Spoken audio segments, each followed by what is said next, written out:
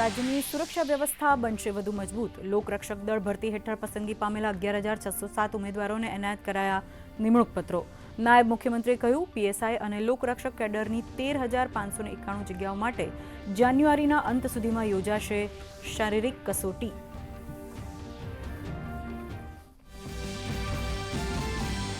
રાજ્ય સ્તરીય ક્રાઇમ કોન્ફરન્સમાં મુખ્યમંત્રીનું સંબોધન. ટેકનોલોજીના માધ્યમથી થતા ગુનાઓના નિયંત્રણ માટે અદ્યતન ટેકનોલોજીના વધુ વપરાશ પર મૂક્યો ભાર. પોલીસ દળની નીતિ અને વ્યવસ્થા ગ્રામ્ય સ્તર સુધી સમાન રીતે પહોંચે તે સુનિશ્ચિત કરવા અધિકારીઓને આપ્યા આદેશ.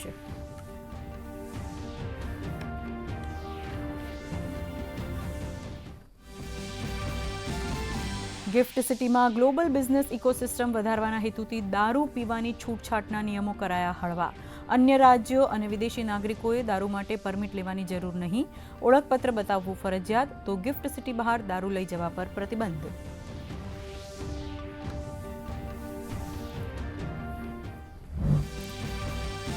રાષ્ટ્રપતિ દ્રૌપદી મુર્મુના હસ્તે રાષ્ટ્રીય વિજ્ઞાન પુરસ્કાર 2025 એનાયત.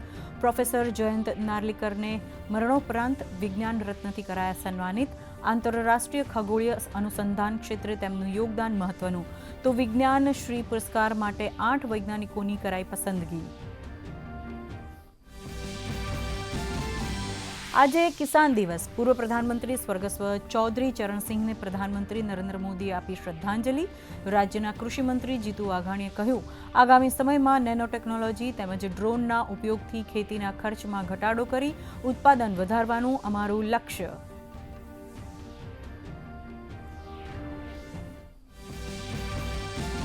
પ્રતિબંધિત ચાઇનીઝ દોરીની હેરફેર પર પોલીસ વિભાગની ચાંપતી નજર. અમદાવાદ ગ્રામ્ય પોલીસે દાદરા અને નગર હવેલીની ફેક્ટરીમાં દરોડા પાડી 43,000 રીલ્સ સાથે 2 કરોડ 34 લાખનો મુદ્દામાલ કર્યો જપ્ત.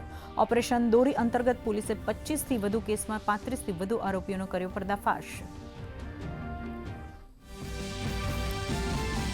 આંતરરાષ્ટ્રીય નશીલા પદાર્થોની તસ્કરી મામલે મહત્વની સફળતા. સુરત એરપોર્ટ પરથી ઝડપાયો ₹6 કરોડ 18 લાખનો હાઇબ્રિડ ગાંજો.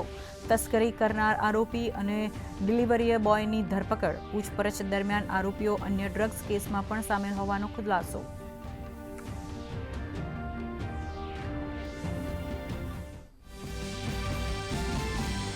રાજ્યમાં પૂરબહારમાં જામી પર્યટનની મોસમ. યાત્રાધામ દ્વારકામાં શ્રદ્ધાળુઓની ભારે ભીડ. સ્ટેચ્યુ ઓફ યુનિટી ખાતે પણ પર્યટકોનો ભારે ધસારો, તો ડાંગ જિલ્લામાં નદી, તળાવ, ધોધ અને ચેકડેમ જેવા સ્થળોએ પ્રવેશવા પર પ્રતિબંધ.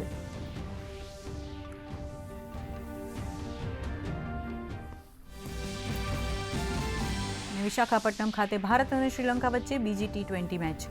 ટોસ જીતી ભારતે પસંદ કરી બોલિંગ. 5 મેચોની સિરીઝમાં ભારત 1-0થી આગળ, તો BCCIએ મહિલા ક્રિકેટરોની ડોમેસ્ટિક મેચ ફીમાં કર્યો વધારો. વન ડે માટે પ્રતિ દિવસ ₹50,000 મેચ ફી આપવાની કરી જાહેરાત.